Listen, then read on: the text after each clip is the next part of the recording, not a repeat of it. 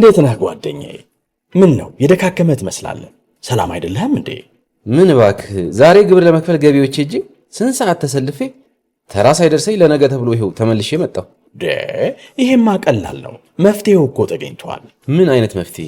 ይኸውልህ ብርሃን ባንክ ብርሃን ኢታክስ የተሰኘ አገልግሎት ጀምሯል።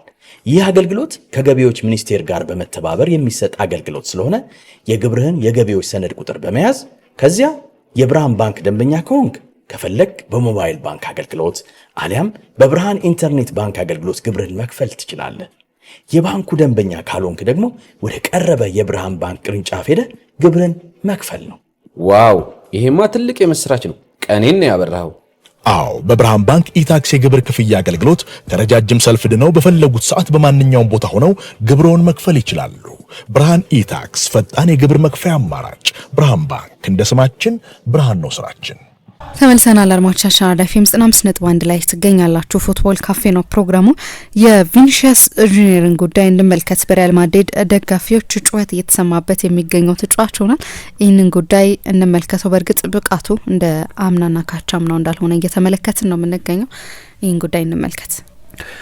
በቀደም የሚገርም ነው። ከሴቪያ ጋር በነበረው ጨዋታ በሳንቲያጎ ቤርናቤው የነበረው ድባብ በጣም የሚገርም ነው። ምክንያቱም አሰልጣኝ ቻቢ አሎንሶ ያለፉትን ሁለት ተከታታይ ጨዋታዎች ከአላቬስና ከታቫሌራ ከሚባል ቡድን ጋር በተደረገ የኮፓ ዴል ሬ ጨዋታ አሸንፎ ስለነበር ወደዚህ ጨዋታ የመጣው በእነዛ ሁለት አስተማማኝ ባይሆኑም ግን በእነዛ ድሎች ምክንያት ጊዜ የገዛ ይመስል ነበር። በእርግጥ በእነዛ ሁለቱም ጨዋታዎች የሪያል ማድሪድ ፐርፎርማንስ ጥሩ አልነበረም። ከአላቬስ ጋር መጀመሪያ 15 ደቂቃ የ20 ደቂቃ 80% የኳስ ቁጥጥር መጠን ነበረው። ከዚያ በኋላ ግን በድጋሚ የኩርቷ ገዛ የኤምባፔ ጎል ምን ያስፈልጋቸው ነበር። እንደ ፐርፎርማንስ ጥሩ ፐርፎርማንስ አልነበረም።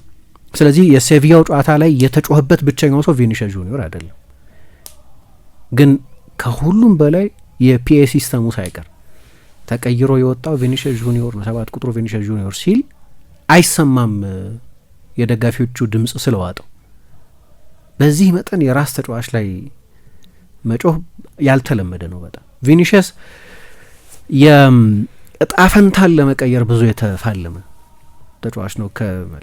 የላቲን አሜሪካ አንዳንዴ አውሮፓውያን የማይረዱት አይነት የህይወት ትግል አለባቸው የላቲን ተጫዋቾች፣ የአፍሪካ ተጫዋቾች፣ አንዳንድ የእስያ ተጫዋቾች። ከዛ የጥልቅ ድህነት ከብራዚል ፋቬላዎች ተነስቶ በዓለም ጫፍ ላይ ያለ ከዓለም ምርጥ ተጫዋቾች መካከል አንደኛው ነው።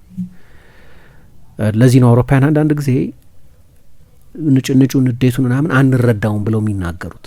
ምክንያቱም ለአውሮፓዎች እሱ ያለፈበትን ህይወት የሚያልፍ የለም። ኳስ ተጫዋች ሆኖ አንድ አውሮፓዊ ተጫዋች ቢጀምር እና ባይሳካለት ሌላ ከእግር ኳስ ውጭ ያለ የህይወት መስክ ውስጥ ተሰማርቶ በጥሩ ሁኔታ ኑሮን መምራት ይችላል። ለብዙ የብራዚላውያን ድሆች፣ የላቲን አሜሪካ ድሆች፣ አፍሪካውያን ለእንደኛ አይነቶቹ ሁሉም ይሆናል። ለህልም መፋለም ይጠይቃል። ቪኒሺየስን ለመሆን ብዙ ውጣ ውረዶችን ማለፍ ይጠይቃል። ለመጨረሻ ላይ እዛ ደረሰ። የሁሉም ተጫዋች ህልም የሆነ ቦታ ላይ ደረሰ እና መጀመሪያ አካባቢ የሪያል ማድሪድ ዋናው ቡድን ውስጥ ለመጫወት ሳይቀር ትግል ያስፈልገው ነበር። እሱ በፈረመ ጊዜ ሳይሆን ቀድሞ ነው የፈረመው። 2016 ላይ የመጣው 2018 ላይ ነው። ጁሊያን ሎፔቴጊ ነበር አሰልጣኝ ሆነው የተሾሙት። ግን 25 ደቂቃ ብቻ ነው በሳቸው ስር ተደምሮ የተሰለፈው። ሳንቲያጎ ሶላሪ ነው እሱን መጀመሪያ በደንብ ማጫወት የጀመረው። ስለዚህ መጀመሪያ የነበሩትን የሪያል ማድሪድ አሰልጣኝም የግድ ማሳመን ነበረበት። ከዚያ በኋላ ሪያል ማድሪድም ደጋፊዎቹም ሁሉ በሚደርሱበት ጥቃቶች ሁሉ አብረውት ይቆሙ ነበር። የዘረኝነት ስድብ በሚሰደብ ጊዜ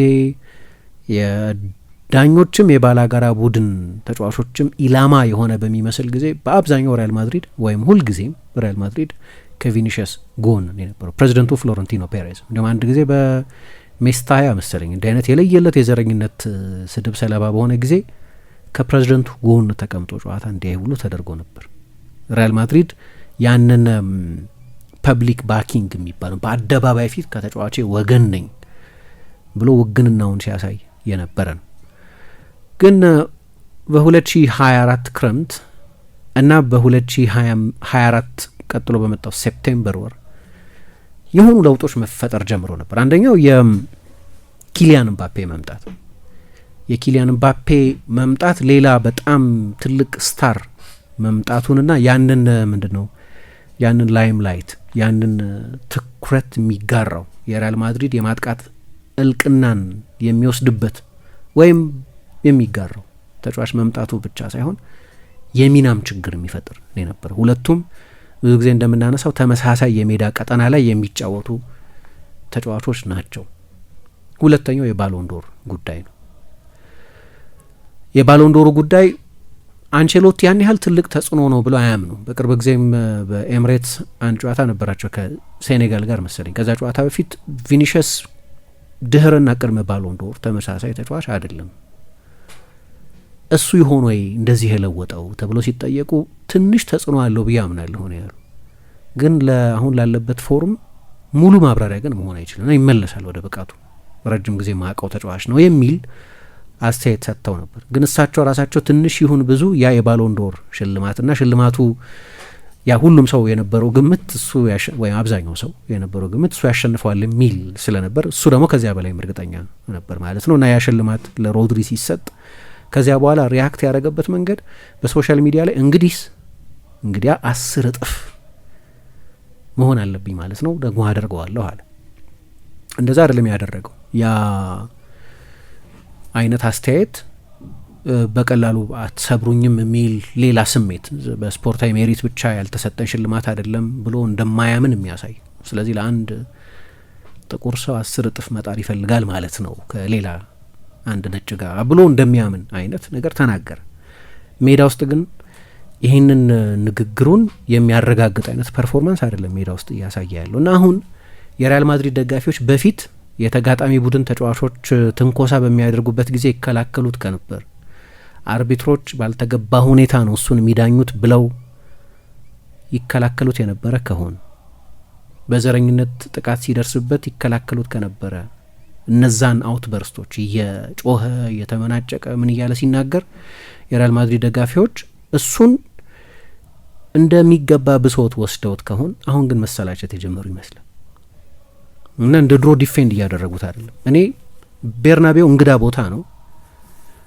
ብዙ የማይጠበቁ ትልልቅ የሪያል ማድሪድ ሌጀንዶች ላይ ሮናልዶ ላይ፣ ራሞስ ላይ፣ ዚነዲን ዚዳን ላይ ሲጮህ ሰምቻለሁ። ሳንቲያጎ ቤርናቤው እሱ ለእኔ አዲስ አይደለም ወይ ለማንም ሰው አዲስ አይደለም። ቪኒሽስ ላይ ወይ ኤምባፔ ላይ በሆነ ተጫዋች ላይ የተቃውሞ ፉጨት መስማት አዲስ ነገር አይደለም። ሪያል ማድሪድ ውስጥ የሪያል ማድሪድ ስኬት ውስጥ የደጋፊዎች ኮንትሪቢሽን ምን ያህል እንደሆነ አላቅም፣ ግን ሴንስ ኦፍ ኢንታይትልመንት አላቸው። ሪያል ማድሪድ ሁሌ እንደዚህ ነው መሆን ያለበት የሚል እንዲህ አይነት ኢንታይትልመንት አለ። ስለዚህ ከዛ ስታንዳርድ የሆነ ተጫዋች ድሮፕ ቢያደርግ የምንጊዜም የክለቡ ታላቅ ተጫዋች ለምን አይሆንም? ይጮሁበታል። ሶ የሚጠበቅ ነው። ያ መጠን ግን የተለየ ነው እና በተለየ ሁኔታም ዛ ጨዋታ ላይ ከሌሎቹም በላይ ታርጌት የተደረገ ይመስል ነበር። በብዙ የጨዋታው ምዕራፎች በቴሌቪዥን ለሚያይ ሰው የሚሰማ አይነት ስቴዲየም ውስጥ አምቢያንሱን እዛው በአካል ኤክስፒሪየንስ ላደረገ ሰው ብቻ ሳይሆን በቲቪ ስታዩ ይሰማ። ቪኒሽስ ደግሞ 1-2 ኳስ ተበላሸበት። የሴልታ ቪጎ ጨዋታ ላይ በደንብ ይዘውት ነበር። በቀደም ደግሞ ለየለት በቃ እና የሚገርም ነው። እኔ ሌላ ተጫዋች ላይ በዚህ መጠን ሲጮህ አይቻል አቅም በሪያል ማድሪድ ደጋፊዎች ተቀይሮ ሲወጣ በተለይ የነበረው ጩኸት በፒኤ ሲስተሙ አይሰማም። የቪኒሽስ ስም ሲጠረስ እሱ ላይ ብቻ ታርጌት እንዳደረጉ እሱ ላይ ብቻ ሳይሆን በተለየ መጠን እሱ ላይ ታርጌት እንዳደረጉ ምጣቂ አርዳ ጉለር ሲወጣ የሞቀ ሆታ አልነበረም፣ ግን ጭብጨባ ይሰማ ነበር። የሚጮህ ሰው አልነበረም አርዳ ጉለር። ቪኒሽስ ግን ታርጌት ተደርጓል፣ ምንም ጥያቄ የለውም። እና አሁን ያ አቲቲዩድ ያ የሪያል ማድሪድ ደጋፊዎች በፊት ይከላከሉለት የነበረውን አቲቲዩድ አሁን እንደ ችግር እሱ ላይ የመጮህያ ችግር ነው ብሎ የመቀበያ አይነት ስሜት ማየት ጀምረናል። በቀደም ማርካ የሚገርም ነው አንድ ፖል ሰበሰበ። በጣም ኃይለኛ አሉታዊ ስሜት አለው እና ላርጅ ስኬል የሆነ ሰፋ ያለ ፖል ሰበሰበ እና 100,000 ሰው በላይ የሪያል ማድሪድ ደጋፊዎች የሆኑ የማርካ አንባቢዎች በተለያዩ ጉዳዮች ላይ ድምጽ የሰጡባቸው ናቸው። ድምጽ የሰጡት በተለያዩ ርዕሶች ላይ ነው። ቪኒሽስ አንደኛው ነው። ግን ለምሳሌ የማድሪድ ዋናው ችግር ምንድን ነው ብሎ 3 ምርጫ ሰጠ። ተጫዋቾቹ፣ ቦርዱ ወይ ሻቢ አሎንሶ አሰልጣኙ። 100,000 ናቸው። 61% የሚሆኑ ተጫዋቾቹ፣ 23% የሚሆኑት የሪያል ማድሪድ ቦርድ 16% ብቻ የሚሆኑት ሻቢ አሎንሶ ብለው ነው ድምጽ የሰጡት። እና ሻቢ አሎንሶ በተመለከተ ለምሳሌ የሪያል ማድሪድ የመጨረሻው ትንሹ ችግር ነው ብለው እንደሚያምኑ ያ 16% ማርካ ዌብሳይት ላይ ገብተሽ የምታየውን ፖል በማየት የማድሪድ ደጋፊዎች አስተያየት ምን እንደሆነ እዛው ያሉት የማድሪድ ደጋፊዎች አስተያየት ምን እንደሆነ ማየት ይቻላል። እና ምን እናደርገው ሻቢ አሎንሶን 76% የሚሆኑት ኃላፊነቱ ስትሬንግዝ ጥንካሬ ማለት ኦቶሪቲ የበለጠ ሊጨመርለት ይገባል፣ ስልጣን ሊጨመርለት ይገባል፣ መቆየት ብቻ ሳይሆን በተጫዋቾቹ ላይ የመወሰን ስልጣን የበለጠ ሊኖር ያስፈልጋል ብለው ያምናሉ። 14% የሚሆኑት አሁኑኑ መሰናበት አለበት ይላሉ።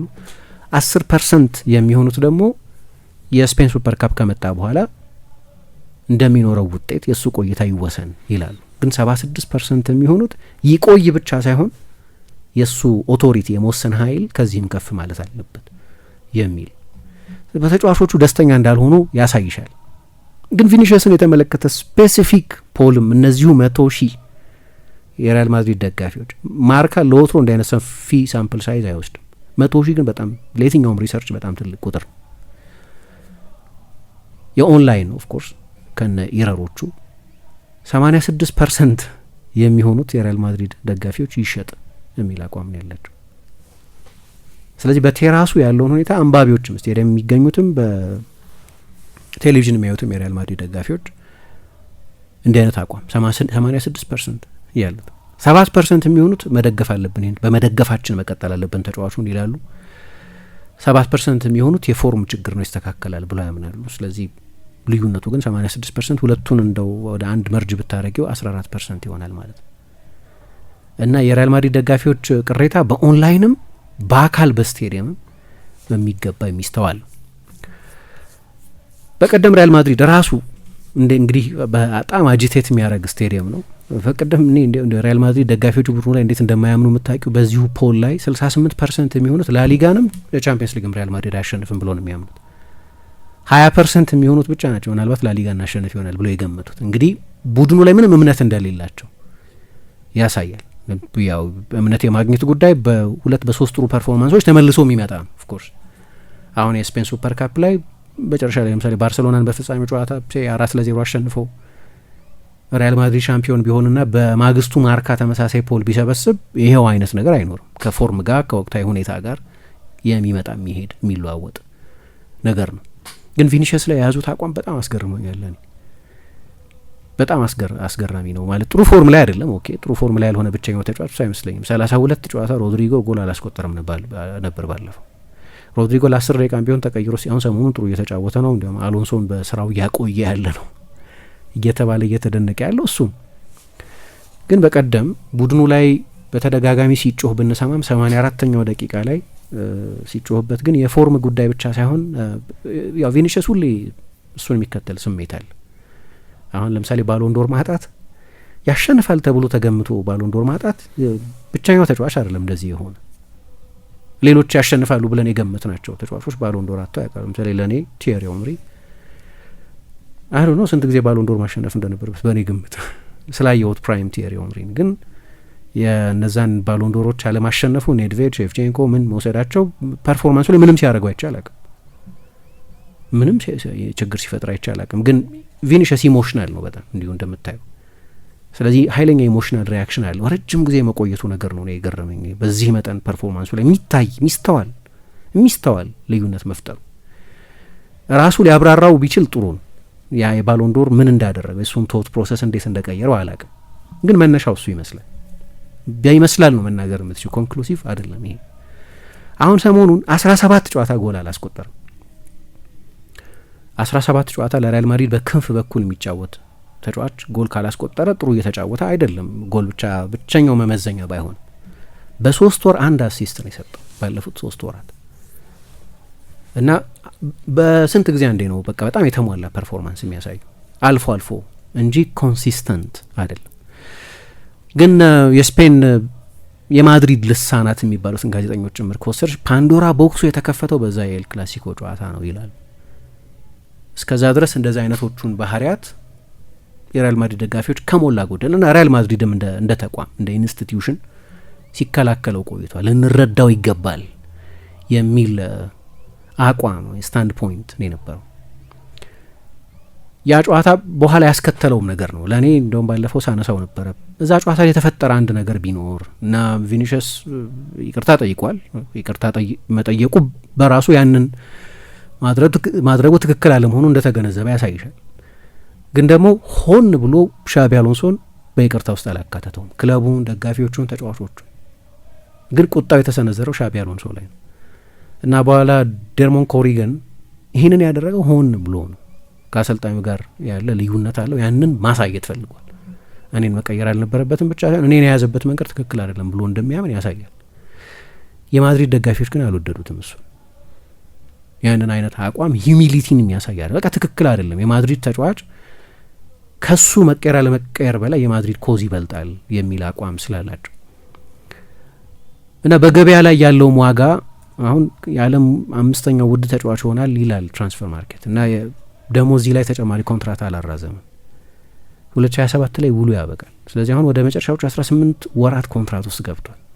አንድ ተጫዋች ከ2 ዓመት ያነሰ ኮንትራት ሲቀረው ትክክል ይሁን አይሁን ደጋፊዎች ኮሚትመንቱን የሚያዩት ኮንትራቱን በሚፈርምበት የጊዜ ፍጥነት ነው።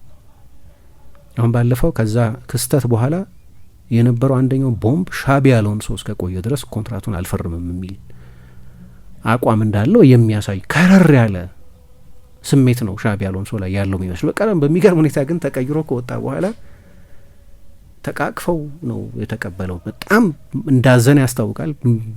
ሌላ ጊዜ የምታየው ቪኒሽስ ስሜት አልነበረም። አንገቱን ደፍቶ አቀርቅሮ ነው የወጣው ከስቴዲየሙ። በዝግታ እየተራመደ ነው የወጣው። ግን የኮንትራቱን ጉዳይ ለሪያል ማድሪድ ደጋፊዎች ኮሚትመንት የለውም ይሄ ተጫዋች የሚል አይነት ስሜት እንዲኖራቸው ያደረገ ይመስላል። አሁን ይሄ ስሜት ሁሉ ራሽናል ስሜት ነው እያልኩ አይደለም። የማድሪድ ደጋፊዎች እንደዚህ የሚያስቡ መሆናቸውን የሚያሳዩ ምልክቶች እየታዩ ነው ለማለት እንጂ ይሄኛውን ማለት የኔም ያንቺም ስራ አይደለም ቫሊዴት ማድረግ አለማድረግ። ማድሪድ ደጋፊዎች እንደዛ ያስባሉ፣ ያንን ነው እያንጸባረቁ ያሉት። ግን አንድ በካርሎ አንቼሎቲ መልቀቅ በጣም የተጎዳ ሰው ካለ ግን አንደኛ እሱ ነው፣ የእሳቸውን ከለላ በማጣት። ምክንያቱም አንቼሎቲ በጣም ጥሩ ማኔጀር ናቸው። ገና ሲመጣ በ18 ዓመቱ ነበር የመጣው። እንዳልኩት ሎፔቴጊ በ3 ጨዋታዎች ብቻ ለ25 ደቂቃዎች ነበር የተጠቀሙበት። ከዛ ሶላሪ ራሱም ሲመጣ የስቶፕ ጋፕ አሰልጣኝ ነበር። ለአጭር ጊዜ ነበር የመጣው። ከዳይሬክተርነት ወደ አሰልጣኝነት መጣ፣ ተመልሶ ወደ ዳይሬክተርነት ሄዷል። ዚዳንም ቢሆን መጀመሪያ አካባቢ ብዙ አያሰልፈውም። በዚዳንም ስር ያን ያህል ውጤታማ አልነበርም። በ96 ጨዋታ 11 ጎል ብቻ ነበር ያስቆጠረው። በመደበኝነት ያሰለፈው በመጨረሻዎቹ 4 ወራት ነው። ግን በዚዳን ሁለተኛ የሪያል ማድሪድ የአሰልጣኝነት ዘመን ጨዋታ ከጀመረበት ከቤንች ተነስቶ የተጫወተበት ጊዜ ይበልጥ ነበር። አንዲስፒዩትድ የሆነ የማያከራከር የሪያል ማድሪድ ጀማሪ የሆነው እና የሪያል ማድሪድ የአጥቂ ክፍል መሪ የሆነው በተለይ ከቤንዜማ መልቀቅ በኋላ ግን ቤንዜማም እያለ ሁሌ ይሰለፍ ነበር። ከቤንዜማ ጋር የነበረው ጥምረት በጣም ጥሩ ነበር ሜዳ ውስጥ። በአንቸሎቲ ዘመን ከመጡበት ጊዜ ጀምሮ ነው የእሱን እጣ ፈንታ የቀየሩት። ዴዋን ላይ ነው ያሰለፉት። የሚገርመው በ4 ዓመት 21 ጊዜ ብቻ ነው ተጠባባቂ ወንበር ላይ የተቀመጠው። እንደ ቪኒሽስ አይነት ተጫዋች ብዙ ማይጎዳ ተጫዋች በየአመቱ 50 ጨዋታ ያደርጋል ብትይ 200 ጨዋታ እንደማለት ነው። ከ200 ጨዋታ 21 ጨዋታ ነው ተጠባባቂ ወንበር ላይ ያስቀመጡት። ሊያውም መጀመሪያ ገና ፕሩቭ ያላደረገ ብዙ ጥርጣሬ የሚነሳበት ኤክስፕሎሲቭ የሆነ ዳይናሚክ የሆነ ግን የመጨረሻ ውሳኔው ደካማ የሆነ በቂ ጎሎችን ማያስቆጠር የመጨረሻ ኳስ ማያቀብል ተጫዋች ነው። ገና ያልተሞረደ ራፍ ዳይመንድ ነው አሰልጣኙ ያገኙት ያን ጊዜ። ግን በሳቸው የአሰልጣኝነት ዘመን በ4 ሲዝን በየአቬሬጁን ነው መወስደው። አሁን በየሲዝኑ 23 ጎል የሚያስቆጥር 15 የመጨረሻ ኳሶች የሚያቀብል 38 ቀጥተኛ የጎል ተሳትፎ የነበረው ግን አንዳንድ ጊዜ ሜዳ ውስጥ የሚሰጠው ጥቅም በስታት ብቻ ማይለክ አለ።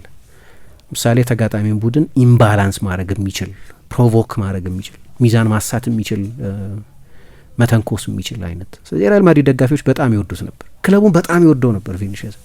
አሁን አይወደውም እያልኩ አይደለም፣ ግን አሁን ያለው ስሜት የፍቅር ስሜት ግን አይደለም፣ የመውደድ ስሜት ግን አይደለም። በሪያል ማድሪድ በኩል እየታየ ያለው በደጋፊዎቹ በኩል በተለይ ታስታውሻለሽ የዛሬ አመት ከምናምን ከባሎንዶር ሽልማት ሪያል ማድሪድ ሲቀር የቀረው ለሱ ለቪኒሽስ ነው። ምክንያቱም ሪያል ማድሪድ እንደ ቡድን የአመቱ ምርጥ ቡድን ተብሎ ተመርጧል።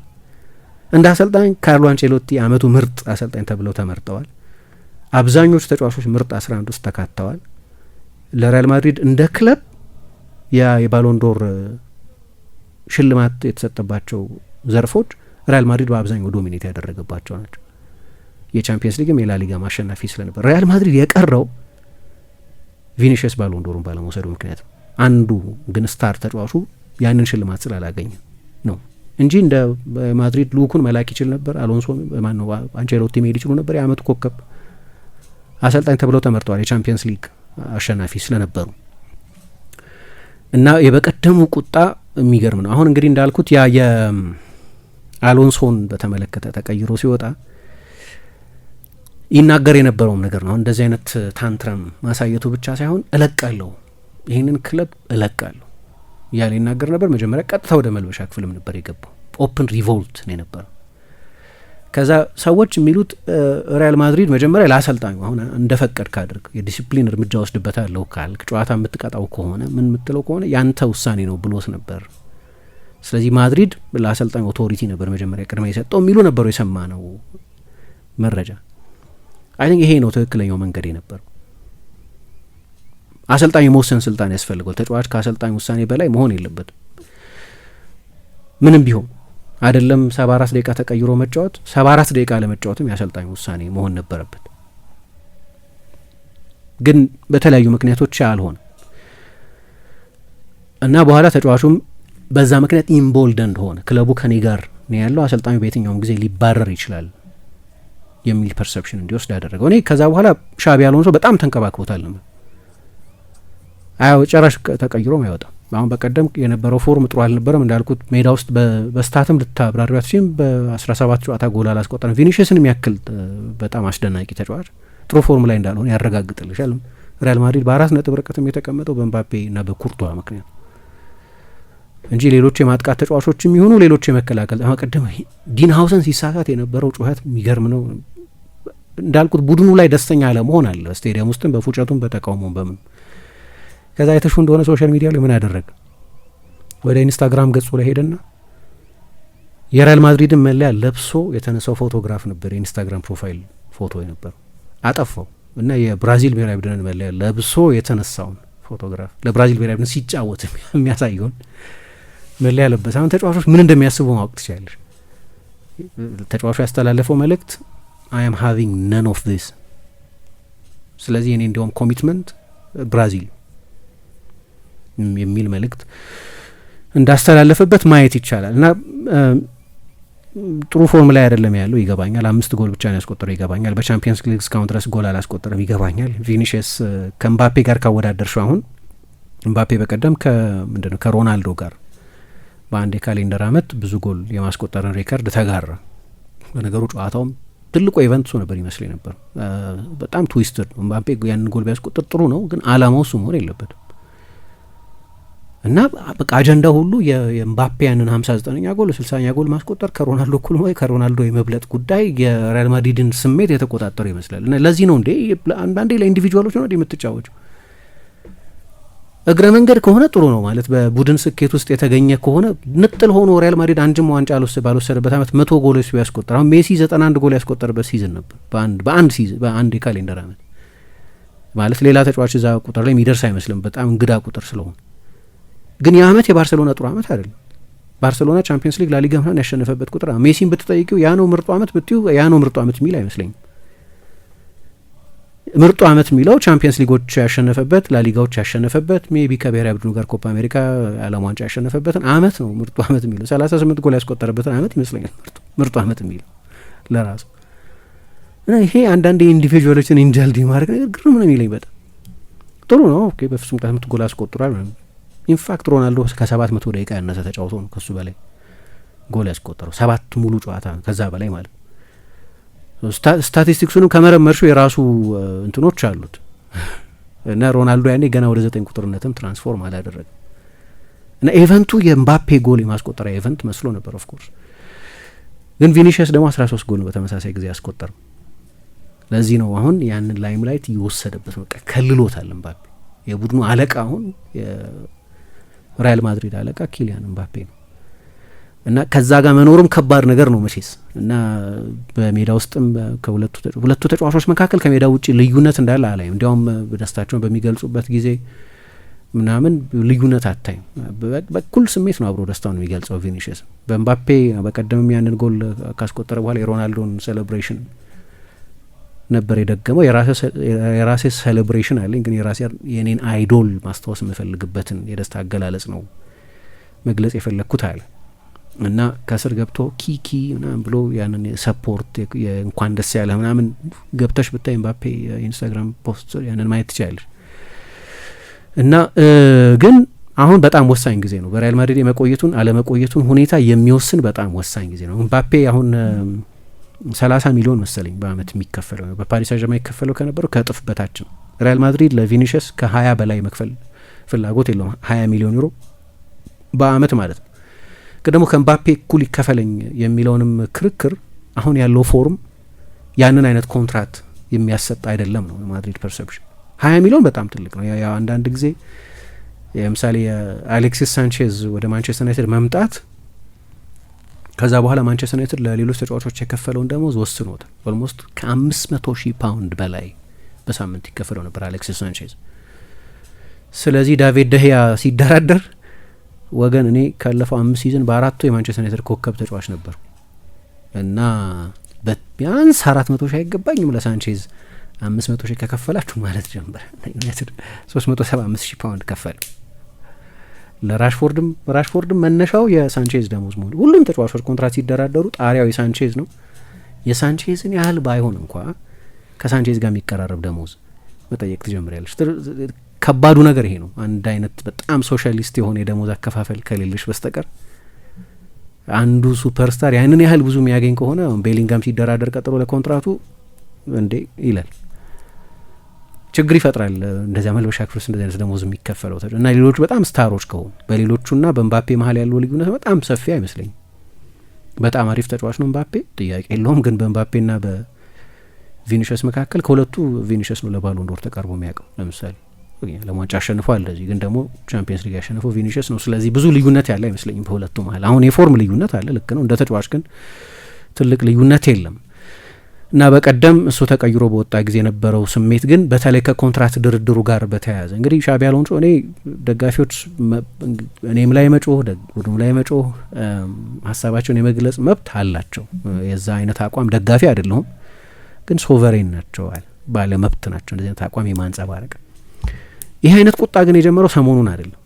ቪኒሽስ በአንዳች ምክንያት እንግዲህ ስሜቱን ማይሸሽግ ሰው በመሆኑ ምክንያትም ሊሆን ይችላል ከሴልታ ቪጎ ጋር በነበረው ጨዋታ ነው በደንብ ይሄ የጮኸው የደጋፊዎች ተቃውሞ ድምጽ መሰማት የጀመረው። ከዛ ከሲቲ ጋር በነበረው ጨዋታ ይሄው ነገር ተንጸባረቀ። እሱን ሲንግላውት እያደረጉ የመጮህ ነገር ምን አልረዳውም መሰለሽ፣ የሶሻል ሚዲያ ዘመን አይደለም። በቀደም ታላቬራ ከሚባለው ቡድን ጋር ተጫወቱና ታላቬራ ጎል አስቆጠረ። ጎል ሲያስቆጥር ወዲያው ካሜራው ዳይሬክተሩ እሱን አሳየና ይስቃል። ቪኒሽስ ማድሪድ ላይ ጎል ሲቆጠር ይስቃል የሚል መልእክት ሰጡት። በቀደምም የፒኤስ ሲስተሙ የማድሪድ 11 ተጫዋቾችን ሊስት ሲያደርግ እያጠራ ቤሊንጋም 5 ቁጥር ምናምን እያለ 7 ቁጥር ሲባል ገና ጨዋታው ሳይጀምር ነው የሪያል ማድሪድ ደጋፊዎች እሱ ላይ የጮሁት። ማን ትክክል ይሁን እሱ ሌላ ጉዳይ ሆኖ፣ ግን እኔ ደግሞ አሁን ባለው ሁኔታ ለማድሪድ ረጅም ጊዜ የተጫወተ ከኮንትራቱን እስካልፈረመ ድረስ የሚቆይበትም እድል በኮንትራታዊ ምክንያቶች አነስተኛ ነው። ግን ደግሞ የበለጠ አሁን ከደጋፊዎቹ ጋር ያለው ስሜት በቴራሱም ላይ በኦንላይንም ላይ የሚያንጸባርቁት ስሜት ረጅም እጣ ፈንታ የሚኖረው እንዳይመስል ያደረገ ይመስላል። አድማጮቻችን ለዛሬ የነበረን ቆይታ ይህንን ይመስል ነበር። ሌሎች ፕሮግራሞች ከአራፊም 95.1 ወደ እናንተ መድረሳቸውን ይቀጥላሉ። መልካም ቀን ይሁንላችሁ። እንዴት ነህ ጓደኛዬ? ምን ነው የደካከመ ትመስላለህ። ሰላም አይደለህም እንዴ? ምን እባክህ፣ ዛሬ ግብር ለመክፈል ገቢዎች ሄጄ ስንት ሰዓት ተሰልፌ ተራ ሳይደርሰኝ ለነገ ተብሎ ይኸው ተመልሼ መጣሁ። ይሄማ ቀላል ነው። መፍትሄው እኮ ተገኝቷል። ምን አይነት መፍትሄ? ይኸውልህ ብርሃን ባንክ ብርሃን ኢታክስ የተሰኘ አገልግሎት ጀምሯል። ይህ አገልግሎት ከገቢዎች ሚኒስቴር ጋር በመተባበር የሚሰጥ አገልግሎት ስለሆነ የግብርህን የገቢዎች ሰነድ ቁጥር በመያዝ ከዚያ የብርሃን ባንክ ደንበኛ ከሆንክ ከፈለግ በሞባይል ባንክ አገልግሎት አሊያም በብርሃን ኢንተርኔት ባንክ አገልግሎት ግብርን መክፈል ትችላለህ። የባንኩ ደንበኛ ካልሆንክ ደግሞ ወደ ቀረበ የብርሃን ባንክ ቅርንጫፍ ሄደህ ግብርን መክፈል ነው። ዋው! ይሄማ ትልቅ የምስራች ነው። ቀኔን ነው ያበራኸው። አዎ፣ በብርሃን ባንክ ኢታክስ የግብር ክፍያ አገልግሎት ከረጃጅም ሰልፍ ድነው በፈለጉት ሰዓት በማንኛውም ቦታ ሆነው ግብሮን መክፈል ይችላሉ። ብርሃን ኢታክስ ፈጣን የግብር መክፈያ አማራጭ። ብርሃን ባንክ እንደ ስማችን ብርሃን ነው ስራችን።